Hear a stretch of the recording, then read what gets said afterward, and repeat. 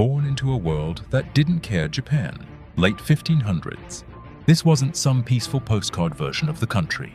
This was chaos, straight-up survival mode, clans beefing non-stop, swords doing the talking, and mercy? Yeah, that was rare. You were born into a system that already decided your worth before you could even walk.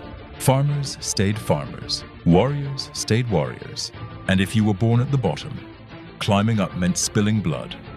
Yours or someone else's. Ryo didn't ask to be born into this mess.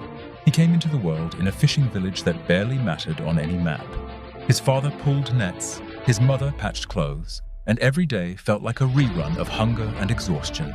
Samurai rode through the village sometimes, armored like gods, looking down on everyone else like NPCs. To them, people like Ryo were background noise, disposable, replaceable. But even as a kid, Ryo felt it, that itch in his chest, like he didn't belong where he was standing, like the world had more planned for him, whether it liked it or not. Chapter 2. When the Sword Chooses. Ryo was 15 when everything flipped. A local lord's patrol rolled through the village, hunting bandits. Things went sideways fast, steel flashed, people screamed, and chaos took over. Ryo didn't run. He shouldn't have stayed, but he did. And when a wounded samurai dropped his sword, something wild happened. Ryo picked it up. No training, no permission, just instinct.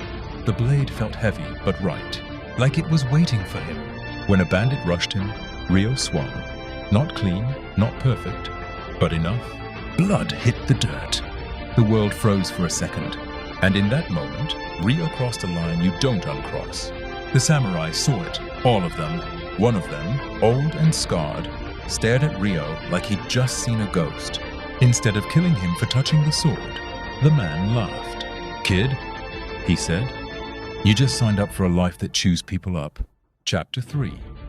Training that breaks you first. They took Ryo away. No goodbye. No choice. Training wasn't heroic. It was brutal. Sleep-deprived days, bones screaming, hands bleeding. Masters didn't care about your feelings. Mess up once. You paid for it. Hard.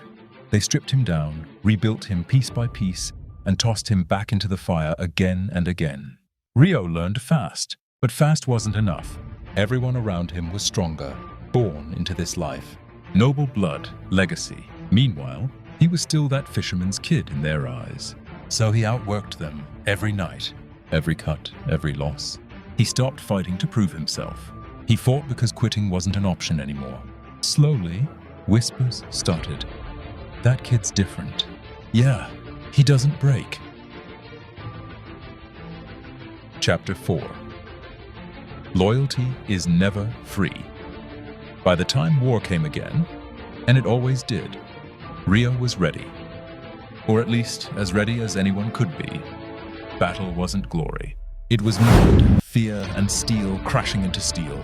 Orders came fast, death came faster. Ryo fought for a lord who talked about honor, but played dirty like everyone else. Politics ruled everything. Samurai were just chess pieces with swords. Ryo watched friends die for strategies they never agreed to. He saw villages burned for convenience. And slowly, the question started eating him alive. Who are you loyal to when the system itself is messed up? Honor sounded cool in speeches. On the battlefield, it was complicated. Chapter 5. The choice that changes history. One night, Ryo was ordered to execute prisoners. Farmers accused of helping the enemy. No proof, just fear, just power flexing. This was the moment. Follow orders and live, or refuse and become the enemy.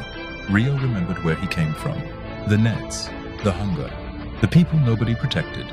So he lowered his sword. That single move flipped his entire fate. He became a traitor overnight, hunted, branded, but also free. For the first time, the sword wasn't controlling him. He was controlling the sword. Chapter 6. A legacy written in steel. Ryo disappeared from official records. Lords erased his name, but stories spread anyway. About a rogue samurai who fought for people, not banners. Who didn't bow just because someone had status. Years later, Japan changed new rulers. New laws, but the idea Ryo left behind stuck. That a man isn't defined by birth. That honor isn't obedience.